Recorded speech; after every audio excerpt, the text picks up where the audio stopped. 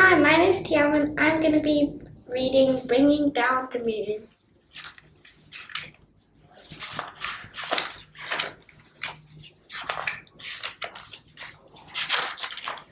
Hot diggity, exclaimed Mole as he burrowed out of the ground one night. Whatever's that? The moon was hanging in the sky above him, like a bright silver coin. Mole thought that it was the most beautiful thing that he had ever seen.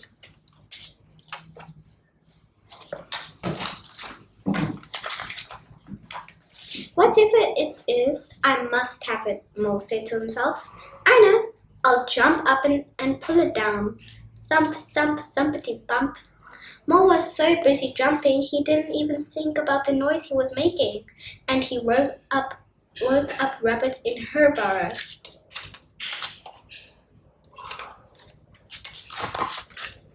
Mole, said Rabbit, what on earth do you think you're doing? Hello, Rabbit, said Mole. I'm trying to pull down that shiny thing. You mean the moon? Asked Rabbit. So that's what it's called, said Mole. You'll never do that, said Rabbit. It's not as near as it looks.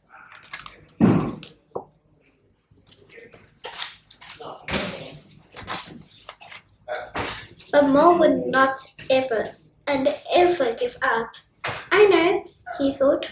I'll get a stick and poke it down. He found a long stick and poked it up at the moon. Swish, swish, swishity, swish.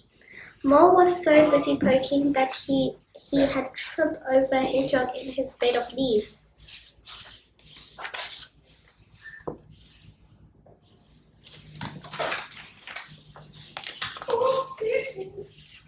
Mole grunted Hedgehog. What the weevil are you up to? Hello, Hedgehog, said Mole. I'm trying to poke down the moon. You'll never do that, said Hedgehog. It's not as near as it looks.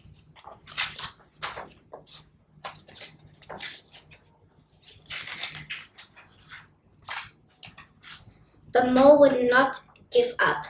I know, he thought. I'll throw something and knock it down. He found some acorns and threw them at the moon. Plink, plink, plinkety, plink. Ouch, said Squirrel. Mole, have you gone nuts? Hello, Squirrel, said Mole. I'm trying to knock down the moon. You'll never do that, said Squirrel. It's not as near as it looks.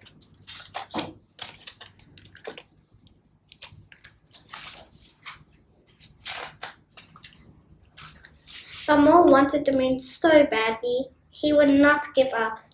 I know, he thought. I'll climb a tree and fetch it down. Mole had never climbed a tree before. It was hard work, and it was scary to be so far from the ground. But he kept on going until he saw the moon resting in his leaves above him.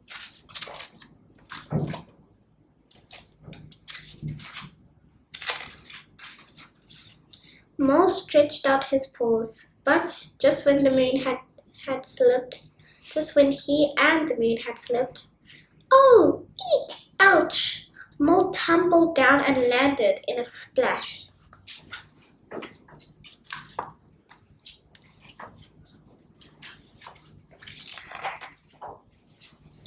Hot dang drat, Mole thought. I almost had it that time. Then he noticed something floating in the puddle beside him. It was pale and wrinkled, but Mole recognized it at once. The moon, whispered Mole. It must have fallen down with me. He reached out to pick up the moon. As soon as he touched it, it broke into pieces and vanished. Mole sat in the puddle and cried.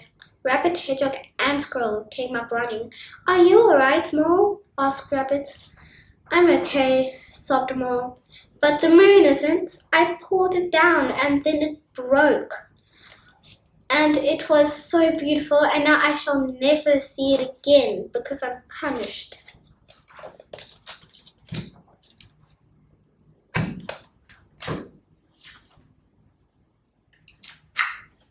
Oh, Mole, said Rabbit, you couldn't have pulled the moon down, and you couldn't have broken it. And you'll certainly see it again, said Squirrel. Look! High up in the sky above them, the moon was coming out of behind the cloud. "Oh," whispered Mole, "and it's as beautiful as ever." Mole, Rabbit, and Hedgehog and Squirrel stood together and stared up at the moon. "It is beautiful," said Rabbit. "Very beautiful," said Hedgehog. "Very beautiful indeed," said Squirrel. "Yes," but Mole said, "but it's not as near as it looks." Bye.